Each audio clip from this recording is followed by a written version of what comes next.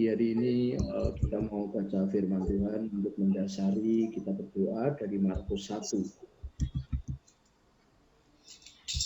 Markus 1 ayatnya yang ke-40. 43 kita lompat dan 43 ayat ini. Saya baca untuk kita semua. Seorang yang sakit kusta datang kepada Yesus dan sambil berlutut di hadapannya, ia memohon bantuannya. Katanya, kalau engkau mau, engkau dapat mentahirkan aku. Kemudian kita lompat ke 43. Segera ia menyuruh orang itu pergi dengan peringatan keras. Tetapi orang itu pergi memberitakan peristiwa itu dan menyebarkannya kemana-mana sehingga Yesus tidak dapat lagi terang-terangan masuk ke dalam kota. Ia tinggal di luar di tempat yang sepi, namun orang terus juga datang kepadanya dari segala penjuru. Bapak Ibu Saudara, kita baca ini peristiwa tentang orang yang sakit kusta. Dia mendengar bahwa Yesus itu mampu menyembuhkan, mampu menyelesaikan masalahnya. Maka Bapak Ibu Saudara, dia datang kepada Tuhan Yesus dan ayat firman Tuhan, baik itu yang di Matius maupun yang di Lukas itu menjelaskan orang ini berlutut di hadapan Tuhan, lalu saudaraku dikatakan ada juga yang ia menyembah, tersungkur dan menyembah, gitu ya. Kemudian saudaraku terjadilah perubahan. Terjadilah kesembuhan karena kalau di Markus ini dikatakan karena Yesus tergerak belas kasihan. Tetapi ada yang mengatakan Yesus mentahirkan dia secara langsung ketika dia duduk dan tersungkur dan menyembah Tuhan, gitu ya. Nah, lalu saudaraku orang ini sembuh, orang ini tahir. Kemudian saudaraku orang ini mendapat perintah dari Tuhan Yesus bahwa kamu jangan ngomong-ngomong sama orang-orang kalau kamu itu tak sembuhkan gitu. Tetapi saudaraku karena saking sukacitanya, karena saking gembiranya bahwa dia sembuh, dia tahir, orang ini tidak bisa diam. Orang ini tidak bisa duduk tenang gitu. Dia ngomong kemana-mana, dia cerita kemana-mana, dia bersaksi kemana-mana bahwa Yesus telah mentahirkan dia, Yesus telah menyembuhkan kita, sehingga seluruh kota itu gempar, gitu. Sehingga seluruh kota itu menjadi tahu bahwa Yesus itu sanggup melakukan itu, gitu ya, Bapak Ibu Saudara. Nah, itu menjadi berita yang menggembarkan, berita yang menggembirakan, gitu. Bahwa Yesus hidup, Yesus menyembuhkan, Yesus memberikan jalan keluar bagi permasalahan-permasalahan mereka yang punya masalah di situ, gitu. Nah, sampai saudaraku dikatakan itu ayat 45 itu berita menyebar kemana-mana sehingga Yesus tidak bisa terang-terangan masuk ke dalam kota. Dia harus menyingkir, dia harus di tempat yang sepi. Tapi karena berita itu, kesaksian itu menjadi kesaksian benar. Kesaksian itu bukan kesaksian yang mengada-ada, gitu ya. Kesaksian yang benar ini hidup, gitu. Karena kesaksiannya itu bukti orang yang mendapatkan kebenaran ini sendiri yang bersaksi, sehingga kesaksian ini menghidupkan, menggairahkan.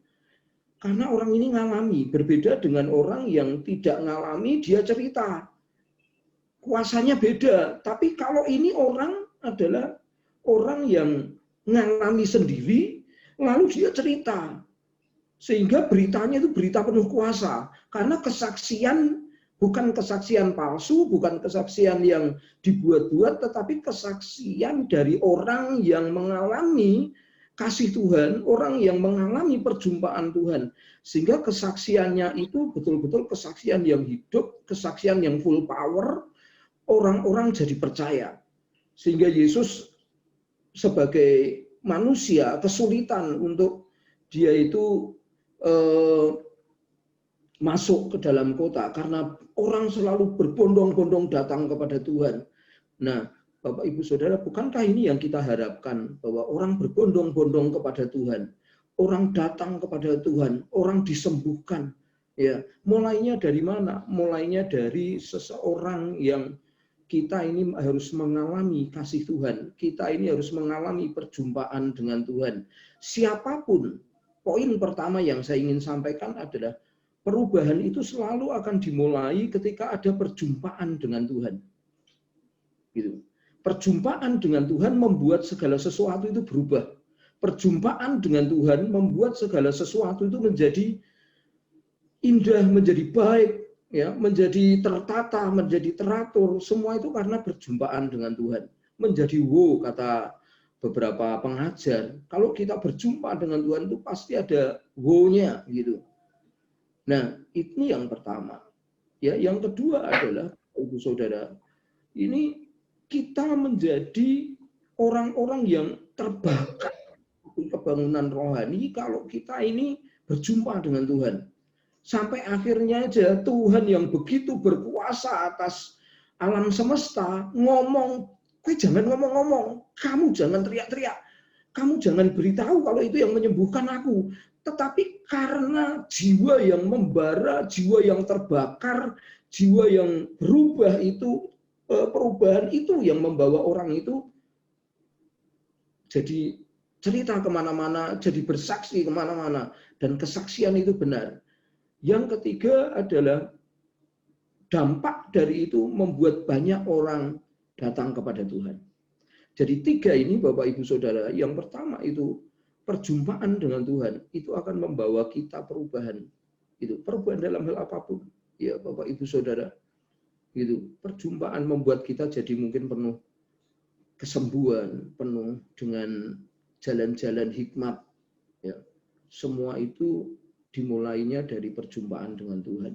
Nah, pagi hari ini mari kita sungguh-sungguh berjumpa dengan Tuhan. Ya. Supaya banyak orang datang kepada Tuhan. Supaya kita punya hati yang membara, hati yang terbakar. Ya, menceritakan kebaikan-kebaikan Tuhan. Mari kita datang kepada Tuhan.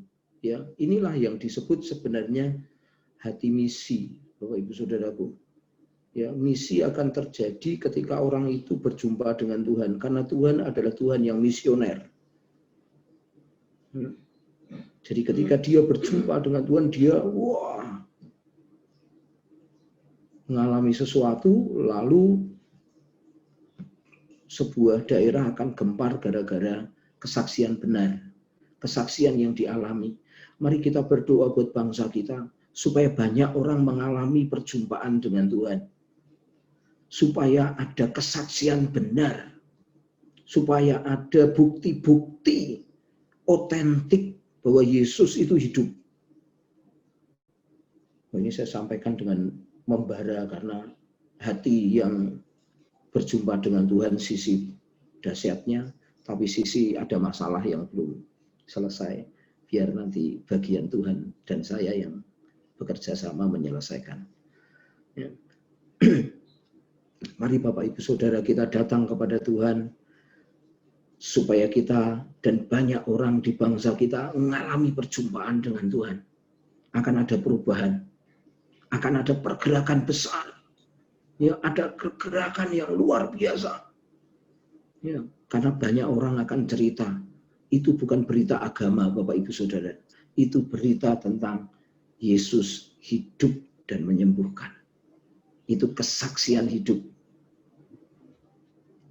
Mari kita berdoa supaya bangsa kita mengalami perjumpaan dengan Tuhan. Supaya gereja kita mengalami perjumpaan dengan Tuhan.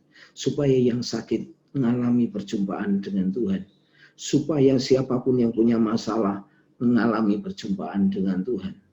Maaf saya itu kalau nyebut Indonesia terakhir-terakhir ini, kata Pak Mora saya mewek. Gitu. Ya memang ya. Tuhan penuh belas kasihan bagi bangsa kita dan Tuhan ada di hati kita. Amin. Bapak Ibu Saudara. Amin.